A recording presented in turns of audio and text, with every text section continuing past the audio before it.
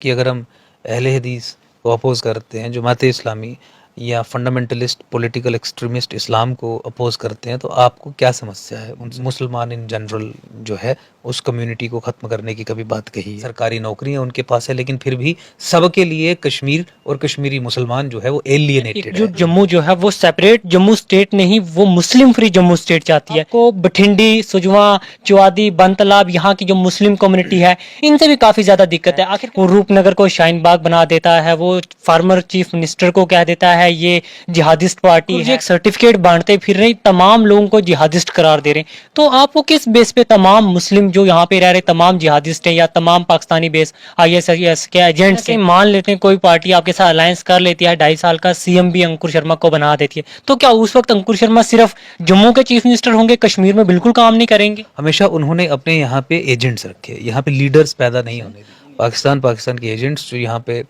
मुस्लिम minds को इंडोक्ट्रिनेशंस को target किया, जिन्होंने आतंकी प्रोड्यूस किए। लश्कर के कितने मॉड्यूल्स राजौरी, पुंछ, अब जम्मू में भी बस्ट हुए। आई माइनॉरिटी स्टेटस हम हिंदुओं के लिए लड़ रहे थे या सिखों के लिए लड़ रहे थे, तो बीजेपी हमारे खिलाफ थी। सुप्रीम कोर्ट में आप देखिए उनके एफिडेविट्स किस तरीके के फाइल, जो चाहे अपनी पार्टी हो, पीपल्स कॉन्फ्रेंस हो, वो तो डिक्लेयर्ड क्रिएशंस हैं बीजेपी की, इवन PDP भी। जितने भी तमाम पॉलिटिकल रैलीज थी, कहीं भी हेलमेट नहीं यूज किया गया था बाइक्स पे, और आपकी जो अपनी रैली थी जिसको आप वहां पे आगे से लीड कर रहे थे, उस रैली में भी किसी भी बंदे ने हेलमेट नहीं पहना था। तो एक एडवोकेट होते हुए खुद लाज के खिलाफ जाना।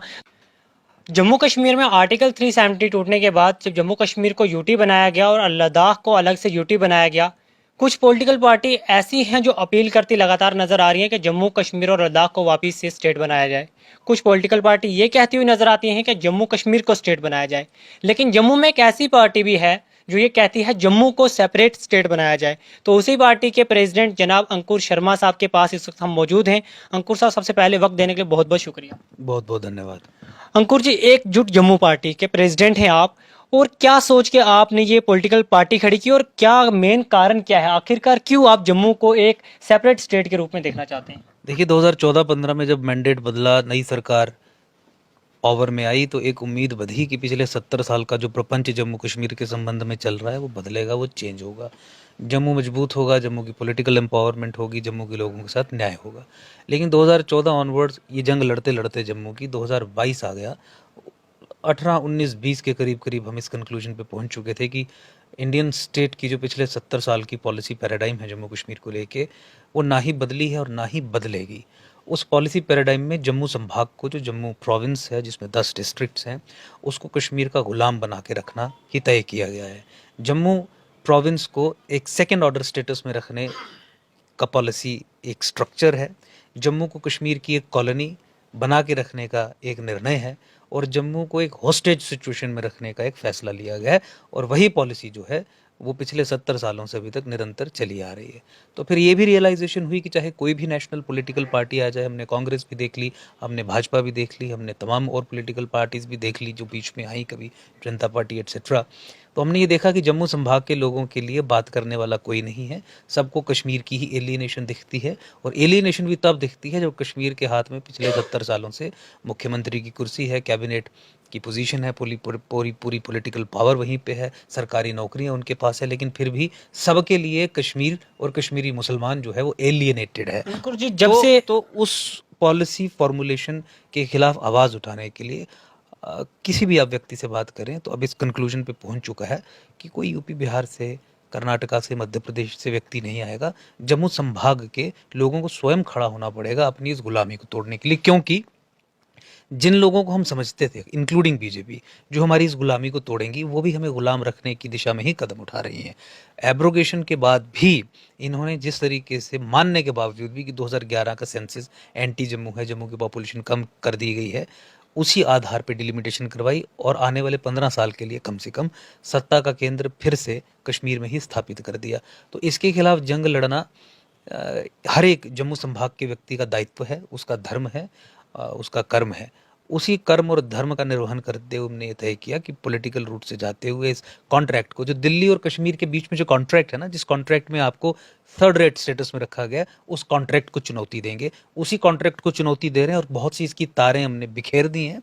अब और मजबूती से आगे इस युद्ध को आगे लेके जाएंगे और बिल्कुल इस कॉन्ट्रैक्ट को ख़त्म करेंगे और जम्मू को पॉलिटिकली लिबरेट करवाएंगे। वो एक डेमोक्रेटिक सेटअप में, पार्लियामेंट्री फॉर्म ऑफ डेमोक्रेसी में पॉलिटिकल रूट के अलावा और कोई रास्ता नहीं है जिसके ज़रिए वो हो सके। अंकुर जी, दविंदर सिंह राणा जब उन्होंने एनसी से रिजाइन दिया और भाजपा को उन्होंने ज्वाइन किया, तब उन्होंने बार बार यही बात की कि जम्मू के हित में मैंने भाजपा को ज्वाइन किया, जम्मू के हित में ज्वाइन किया। आपने उन पे भी इल्ज़ाम लगाया कि वो यहाँ पे एनसी का बी पार्ट प्ले कर रहे हैं। क्या आपको उनसे भी उम्मीद नहीं है? क्या वो भी जम्मू की बात कर रहे हैं? ऐसे देखिए, किसी व्यक्तिगत तौर पे कोई इल्ज़ाम नहीं लगाया, लेकिन अनफॉर्चुनेटली जम्मू संभाग की लीडरशिप पिछले 70 वर्षों में 1947 ऑनवर्ड्स, चाहे वो शेख अब्दुल्ला का समय हो, बाकी जो बीच में लोग आए उनका समय हो, या फिर फारूक अब्दुल्ला का समय हो, या कश्मीर बेस्ड पॉलिटिकल पार्टीज, हमेशा उन्होंने अपने यहाँ पे एजेंट्स रखे, यहाँ पे लीडर्स पैदा नहीं होने दिए। यहाँ पे उन्होंने अपने एजेंट्स रखे जिनका काम था कश्मीर के रूल को यहाँ पे स्थापित करना, कश्मीर के रूल को लेके यहाँ के लोगों के मन में विश्वास पैदा करना, और फिर वो यहाँ से लोग खरीदते थे और उन्हें मोहरों की तरह यहाँ पे प्रेजेंट करते थे। लीडरशिप तो कभी यहाँ पे खड़ी हुई नहीं। तो मुझे लगता है कि तमाम जो इस प्रोसेस से जुड़े हुए लोग जो थे, जो एज्यूम करते थे जम्मू की लीडरशिप, वो इसी चरित्र और कैरेक्टर के थे। अपना देखना, अपना व्यक्तिगत फ़ायदा साधना, और फिर कश्मीर और कश्मीरियों के रूल को यहाँ पे अच्छा बताना, उनके साथ जुड़ने के लिए प्रेरित करना। तो मुझे लगता है कि तमाम जितने भी, चाहे वो 100, 150, 200 जितने भी लीडरशिप पिछले 60-70 सालों में हो, इसी चरित्र के रहे हैं। किसी ने जम्मू की बात नहीं की, ना कि जम्मू की बात वो करना चाहते थे। तो मुझे लगता है कि इसके अलावा दूसरा अब जो नई मूवमेंट आई है वो एकजुट जम्मू पार्टी है, जो केवल जम्मू सेंटर्ड है, जो कश्मीर की बात नहीं करती, दिल्ली से कोई हुक्म नहीं लेती, कोई आदेश नहीं लेती, ना उसकी सुनती है, और छीन के जम्मू को एक स्टेट बनवाना है, इस कन्विक्शन के साथ आगे बढ़ रही है। अंकुर जी, अक्सर आप कश्मीर बेस्ड पॉलिटिकल पार्टीज़ हैं उनके आप खिलाफ हैं, आप चाहते हैं कि जम्मू में कश्मीर से रूल ना किया जाए, लेकिन कहीं ना कहीं आज भी जम्मू के बहुत बड़े बड़े ऐसे लीडर हैं जो आज भी कश्मीर बेस्ड पॉलिटिकल पार्टी का हिस्सा हैं। जैसे कि फार्मर एमएलए गगन भगत जी की बात की जाए, उन्होंने भाजपा को छोड़ के नेशनल कॉन्फ्रेंस को ज्वाइन किया। मनजीत सिंह साहब जो फार्मर मिनिस्टर रह चुके हैं, उन्होंने अपनी पार्टी को ज्वाइन किया। तो ये तमाम लोग आपकी सपोर्ट में क्यों नहीं आ रहे? क्या वजह है? देखिए, अंग्रेज़ों ने भी जब हिंदुस्तान पे राज किया था तो यहीं के लोगों को रिक्रूट किया था हिंदुस्तान पे राज करने के लिए। फौज भी यहीं की थी और उनके जो लीडर्स थे वो भी यहीं के थे।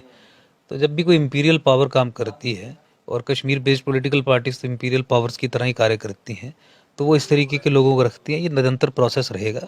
हमें किसी का साथ लेने की ज़रूरत नहीं है, हमें जनता का साथ चाहिए। जनता का साथ हमें मिल रहा है, और मुझे लगता है कि कुछ ही लोग होते हैं समाज से जो उठ के सच्चाई की लड़ाई लड़ते हैं, फिर पूरा समाज उनके साथ जुड़ जाता है। तो आपको ऐसे लोगों की आवश्यकता ही नहीं सर, पड़ती। क्या आपको जम्मू डिवीज़न की जितनी भी डिस्ट्रिक्ट है, तमाम डिस्ट्रिक्ट से आपको समर्थन मिल रहा है? देखिए, हमारी प्रेजेंस 10 के 10 जिलों में है, दैट्स नंबर 1। दूसरा, किसी भी व्यक्ति से आप बात करें, इस बात से पूरे तरीके से संतुष्ट है कि जब तक जम्मू कश्मीर से अलग नहीं होगा, हमारी समस्याओं का निवारण नहीं होगा। पिछले 70 साल में चाहे धर्म के आधार पे आप लोगों से बात कर लीजिए, caste, creed, colour etcetera, whatever, जिस भी एक बात पे सब लोग एकजुट हैं। अलग होंगे तो कुछ होगा, नहीं तो गुलाम बन के रहना है। और सबने, ये जम्मू संभाग के 10 के 10 जिलों ने ये डिस्क्रिमिनेशन फेस की है। आपने हमारी प्रेजेंस जम्मू सेपरेट स्टेट की डिमांड को लेकर 10 के 10 जिलों में देखी, जब हमने प्रोटेस्ट वगैरह किए। कुछ एक जगह पे कम हो सकती है, ठीक बात है, लेकिन वहाँ पे धीरे धीरे हमारी बढ़ोतरी हो रही है। कुछ समय लगता है आपको एक पॉलिटिकल पार्टी खड़ी करने में, या लाखों लोगों को अपने साथ जोड़ने में। वो प्रोसेस अंडरगो हो रहा है, लेकिन कहीं पे भी हमें अपोजिशन नहीं फेस करनी पड़ी। किसी व्यक्ति ने आके ये नहीं हमसे कहा कि आपकी ये जो डिमांड है जम्मू को अलग सेपरेट स्टेट बनाने की, वो गलत है। तो इसीलिए लार्जली हमें 10 के 10 जिलों में जम्मू संभाग के इस बात को लेके और भी बड़े सारे इश्यूज़ पे पूरा समर्थन जो है वो लोगों का हासिल है। उनको अपने साथ जोड़ना एक प्रोसेस है, वो प्रोसेस चल रहा है। अंकुर जी, आपको इस वक्त एक ऐसा लीडर माना जा रहा है जो हर चीज़ को क्रिटिसाइज करता है। वो रूपनगर को शाहीन बाग बना देता है, वो फार्मर चीफ मिनिस्टर को कह देता है ये जिहादिस्ट पार्टी है। कहीं ना कहीं जो भी सेंटर की पॉलिसीज आती हैं उनको आप क्रिटिसाइज करते हैं। इन्हीं वजहों की ऊपर आप पे बहुत से इल्ज़ामात भी लगे रहते हैं। कुछ ऐसे इल्ज़ाम भी हैं कि आपको बठिंडी, सुजवा, चौआदी, बनतलाब, यहाँ की जो मुस्लिम कम्युनिटी है, इनसे भी काफ़ी ज़्यादा दिक्कत है। आखिरकार क्या मसला है, क्या परेशानी आ रही है आपको यहाँ की जो मुस्लिम कम्युनिटी है? नहीं, देखिए, क्रिटिसिज्म की बात नहीं है। 2014 से ही जो हमारा ये प्रोसेस शुरू हुआ, उस प्रोसेस को अगर आप देखें 2022 के बीच तक, तो हमारा तो डिलीवरी का ट्रैक रिकॉर्ड है। वो विषय जो राष्ट्रीय सुरक्षा से जुड़े हुए थे, जैसे फॉर इंस्टेंस पाकिस्तान आईएसआई और जिहादियों द्वारा planned demographic invasion of Jammu, land जिहाद के नाम से जिसे आप जानते हैं, उसे हमने डिफीट किया, उसे हमने डिमोलिश किया। इस प्लान को एग्जीक्यूट करने के लिए जो कानून बनाए गए थे उन कानूनों को खत्म करवा दिया। विधानसभा में नहीं गए लेकिन कोर्ट्स के माध्यम से कानून तक खत्म करवा दिए। मुख्यमंत्रियों द्वारा पारित किए गए आदेश उन्हें निस्तेनाबूद कर दिया, खत्म कर दिया। बिल्कुल मुख्यमंत्री चाह के भी उस निर्देशों का अनुपालन नहीं करवा पाई। रोहिंग्याज और बांग्लादेशीज की बात हो या रिवर बेड्स और फॉरेस्ट लैंड्स के ऊपर से एक्सपोज करने की बात होगी, यहाँ पे किस तरीके के कब्जे हैं, आपके सामने पब्लिक डोमेन में सब कुछ है। माइनॉरिटी राइट्स की बात हो तो जम्मू कश्मीर में जिस तरीके से नॉन मुस्लिम्स से माइनॉरिटी स्टेटस छीना गया है, उससे सुप्रीम कोर्ट में जंग लड़के जीतने की बात हो, वो भी जीत हमने हासिल की।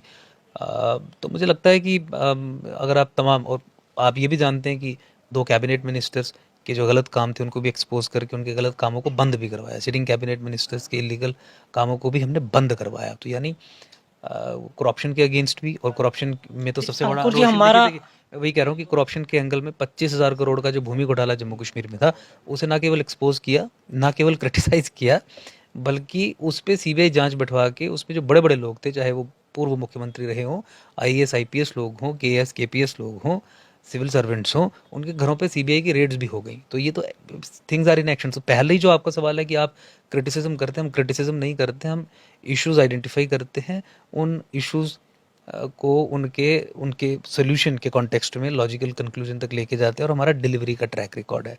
जहाँ तक आपने बात की कि आपको मुस्लिम एरियाज से क्या प्रॉब्लम है, तो ये वो सारे एरियाज जिनका आपने नाम किया, ये रिकॉर्डेड फॉरेस्ट्स हैं।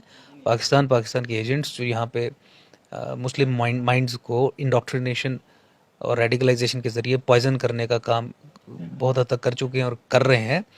ये उनके प्लान्स को डिफीट करने की जी, हमारी यहाँ लड़ाई पे है। आप एक और इल्ज़ाम लगता है कि अंकुर जी एक सर्टिफिकेट बांटते फिर रहे, तमाम लोगों को जिहादिस्ट करार दे रहे हैं। तो आप वो किस बेस पे तमाम मुस्लिम जो यहाँ पे रह रहे तमाम जिहादिस्ट हैं, या तमाम पाकिस्तानी बेस आईएसआईएस के एजेंट्स हैं, इस तरह आप तमाम लोगों को टारगेट तो नहीं कर सकते, बीच में चंद लोग होंगे।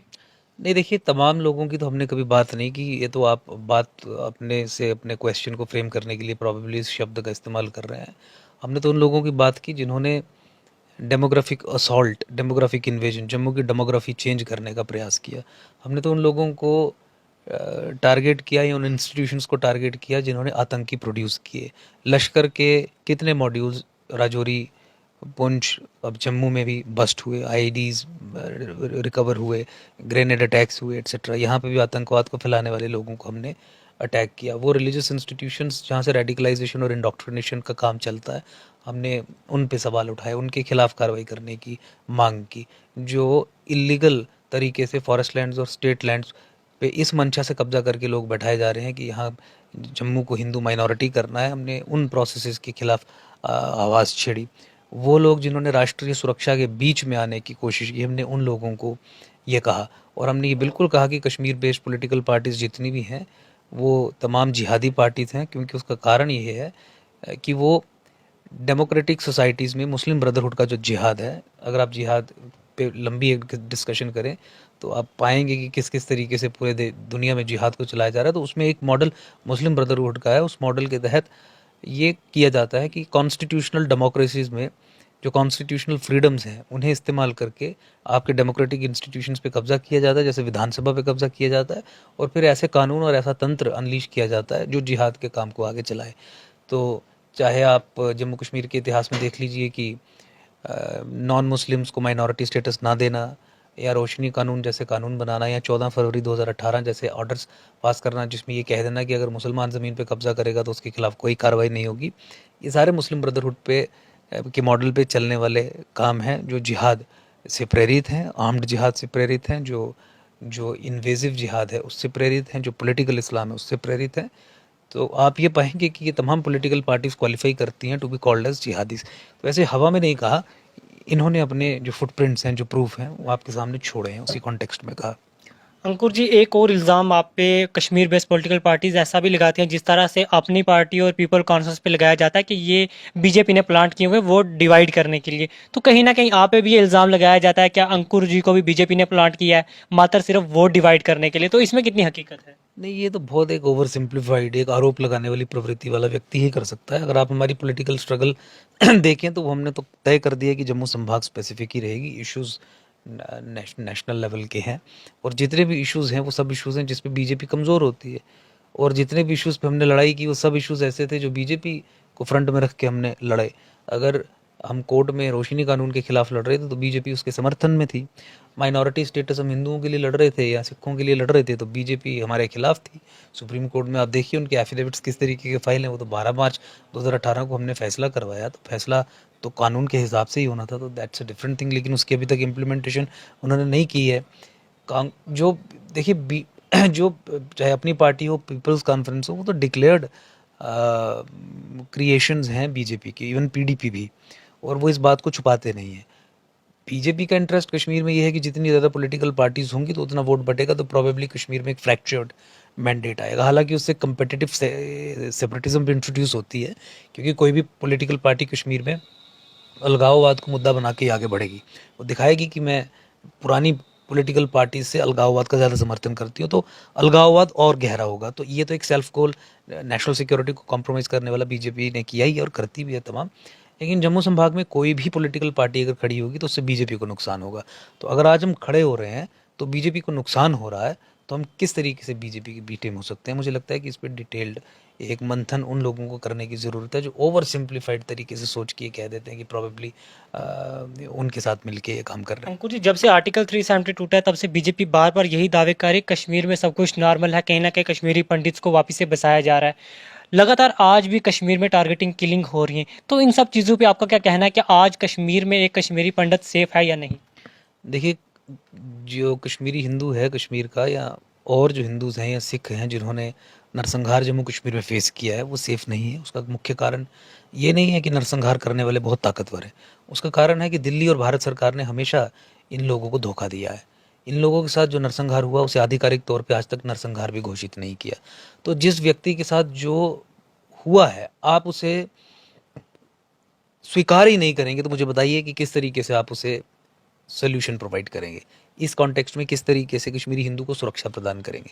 और नरसंहार को नरसंहार ना घोषित करने के कारण नरसंहार निरंतर चलता रहता है। और आपने देखा कि अभी टारगेटेड किलिंग्स आपने कल ही देख लिया कि जिस तरीके से 2 कश्मीरी हिंदुओं की हत्या हुई, वो नरसंहार लगातार चल रहा है। 1990s में जो किलिंग किया अगर आप आंकड़ा रखेंगे तो कल की 2 हत्याओं को भी उसी आंकड़े में रखा जाएगा। जेनोसाइड के कॉन्सेप्ट के कॉन्टेक्स्ट में मैं बात कर रहा हूँ। तो इसीलिए 370-35 की एब्रोगेशन हुई, वो एक पहला नेसेसरी कदम था। यहाँ पे एक नॉन सेक्युलर थियोक्रेटिक एक इस्लामिस्ट डोमेन जो बना हुआ था उसे ध्वस्त करने का वो हुआ। लेकिन उसके बाद सरकार ने तमाम वो कदम उठाए जिससे 370 और 35 को बैकडोर से री इंट्रोड्यूस किया गया। चाहे वो डोमिसाइल लॉ फ्रेम करने की बात हो, चाहे वो माइनॉरिटी स्टेटस नॉन मुस्लिम्स को ना देने की बात हो डिस्पाइट सुप्रीम कोर्ट जजमेंट, चाहे वो डेमोग्राफिक असॉल्ट को ना रोकने की बात हो। इनफैक्ट गवर्नमेंट ने तो ये पोजीशन ले दी कि ये चलता रहना चाहिए। हम तो रोशनी जजमेंट को भी इम्प्लीमेंट नहीं करेंगे, रिव्यू पिटिशन फाइल कर दी। या जेनोसाइड को ऑफिशियली डिक्लेयर ना करने वाली बात हो, या पावर सेंटर को कश्मीर से, सेपरेटिस्ट कश्मीर से उठा के जम्मू में शिफ्ट करने की बात हो, उस पर भी यू टर्न करना, 2011 के फ्रॉड और फर्स्ट सेंसस पे डिलिमिटेशन करवा देना। ये तमाम बातें साबित करती हैं कि 370 और 35 से एब्रोगेट करना सरकार ने केवल दिखावे के लिए किया था। और अब ये समझते हैं कि शायद हमने गलती कर दी और अब उसी की भरपाई कर रहे हैं, जिससे देश को नुकसान कर रहे हैं, जम्मू संभाग को नुकसान कर रहे हैं। अल्टीमेटली जितनी भी प्रॉब्लम्स जम्मू कश्मीर में है उसका केवल एक ही सोल्यूशन है कि कश्मीर को 2 हिस्सों में तोड़ा जाए। एक यूटी वहाँ पे बनाई जाए उन लोगों के लिए जिन्होंने नरसंहार फेस किया, यानी कश्मीरी हिंदुओं को वहाँ पे स्थापित किया जाए एक यूटी की फॉर्म में।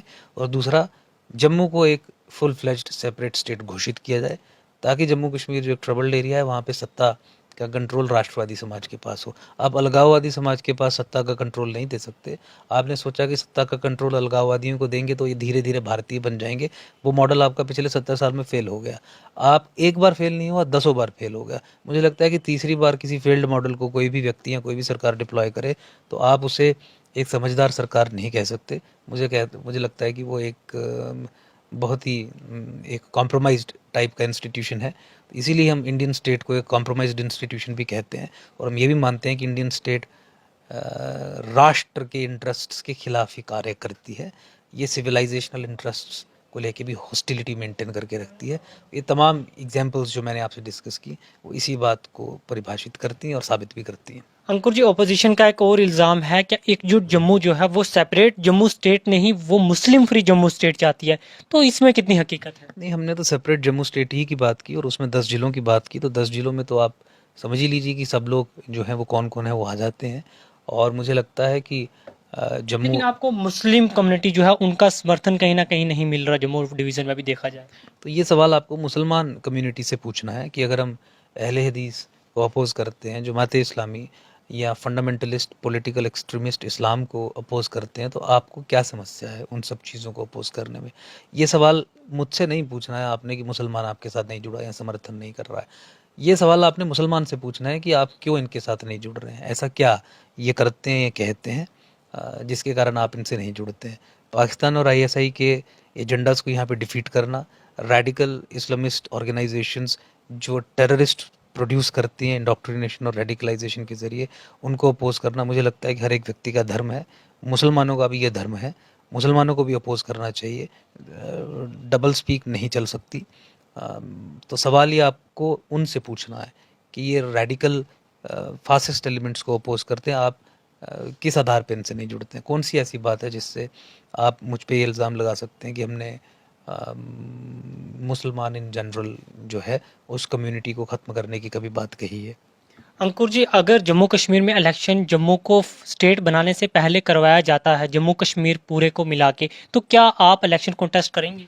देखिए 100% इलेक्शन कंटेस्ट करेंगे, और इलेक्शन कंटेस्ट इसलिए करेंगे ताकि अपनी जो आवाज़ अभी हम सड़कों पे उठा रहे हैं, मीडिया के माध्यम से उठा रहे हैं, उसे पावरफुल इंस्टीट्यूशन विधानसभा वहाँ जाके करें। और फिर विधानसभा चलेगी नहीं, वहाँ पे एक ही बात होगी कि जम्मू को सेपरेट किया और जाए। अंकुर जी, अगर वहीं पे आपने फिर कश्मीर से इलेक्शन कॉन्टेस्ट करना नहीं, सिर्फ जम्मू स्टेट से करना है, तो कहीं ना कहीं आपको पावर में आने के लिए किसी पॉलिटिकल पार्टी के साथ अलायंस भी करना जरूरी पड़ेगा। तो उस वक्त आप किस पार्टी के साथ अलायंस करेंगे? तो सेपरेट जम्मू स्टेट लेने के लिए हमें किसी पॉलिटिकल पार्टी से ना अलायंस करने की ज़रूरत है, ना पावर में आने की ज़रूरत है। जब हम सेपरेट जम्मू स्टेट की बात कर रहे हैं, तो हम विधानसभा में जाके उसकी बात और ज़ोर से उठाएंगे। और कोई परिस्थिति ऐसी बनती भी है कि अलायंस करने की ज़रूरत है, तो एक ही शर्त पे कुछ चीज़ें हो सकती हैं। उसमें यही है कि जम्मू को 2.5 साल के लिए चीफ मिनिस्टरशिप हो, चाहे हमारी 1 सीट हो, 2 सीटें हो, 4 हों, 10 हों। लेकिन आप ये जानते हैं कि ये संभव होगा नहीं, तो इसीलिए nothing less than this, Jammu के इंटरेस्ट्स को बाटर वे नहीं किया जा सकता। पावर में आने के लिए कोई अलायंसेस नहीं होंगे, टोटल कंट्रोल लेने के लिए कुछ अरेंजमेंट्स हो सकते हैं। और टोटल कंट्रोल मतलब चीफ मिनिस्टरशिप विद एकजुट जम्मू पार्टी या जम्मू अंकुर जी, कहीं ना कहीं मान लेते हैं कोई पार्टी आपके साथ अलायंस कर लेती है, 2.5 साल का सीएम भी अंकुर शर्मा को बना देती है, तो क्या उस वक्त अंकुर शर्मा सिर्फ जम्मू के चीफ मिनिस्टर होंगे, कश्मीर में बिल्कुल काम नहीं करेंगे? नहीं, देखिए गवर्नेंस के जो इश्यूज़ हैं वो तो नॉर्मल तरीके से चलेंगे, लेकिन जो लार्जर बिगर इश्यूज़ हैं उसको लेके हम बहुत साफ़ हैं, कटिबद्ध हैं। जम्मू को अलग करवाना है, कश्मीर को 2 यूटीज़ में डिवाइड करना है, और हम ये कोई देश से बाहर नहीं भेज रहे हैं इन एरियाज़ को कि कोई ऐसा काम कर देंगे कि जो हो नहीं सकता है। विद इन इंटरनल एक अरेंजमेंट है। जम्मू संभाग के लोगों को अब बहुत हो गया, उनको अब सेपरेट होने दीजिए ताकि अच्छे से जम्मू संभाग के लोगों का भविष्य तय हो सके। अंकुर जी, एक आखिरी सवाल, जम्मू कश्मीर में आज़ादी से पहले बहुत सी तिरंगा रैलीज निकली, वहाँ पे जम्मू कश्मीर पुलिस ने भी निकाली, टीचर एसोसिएशन जम्मू ने भी निकाली और बहुत सी सियासतदानों ने भी निकाली। लेकिन जो जम्मू कश्मीर पुलिस की बाइक रैली थी उसमें तमाम लोगों ने हेलमेट्स वगैरह पहने हुए थे, टीचर एसोसिएशन की जो रैली थी उसमें भी तमाम लोगों ने हेलमेट्स पहने थे। लेकिन जितने भी तमाम पॉलिटिकल रैलीज थी, कहीं भी हेलमेट नहीं यूज़ किया गया था बाइक्स पे। और आपकी जो अपनी रैली थी जिसको आप वहाँ पे आगे से लीड कर रहे थे, उस रैली में भी किसी भी बंदे ने हेलमेट नहीं पहना था।